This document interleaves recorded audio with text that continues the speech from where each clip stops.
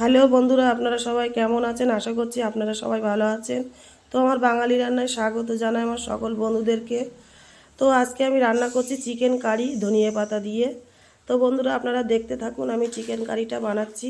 তো প্রথমে আমি মশলাটা খুব সুন্দর করে কষিয়ে নিয়েছি, টমেটো, পেঁয়াজ, আদা রসুন বাটা, আর সাথে মানে পেঁয়াজ আছে। এবং দেখুন আমি চিকেনটা ভালো করে কষানো হচ্ছে সুন্দর করে মশলার সাথে। দেখুন সুন্দর করে কিভাবে আমি কষাচ্ছি। তো বন্ধুরা সম্পূর্ণ ঘরোয়া পদ্ধতিতে আমি রান্নাটা করছি চিকেন কারি। তো আপনারা দেখতে থাকুন আমি কীভাবে চিকেনটা ভালো করে কষাচ্ছি। তো বন্ধুরা আমি এবার কষানোর পরে আমি ধনিয়া পাতা দিয়েছি। ধনিয়া পাতা দেওয়ার পরে আমি আবার কষিয়ে নেব সুন্দর করে কষানো।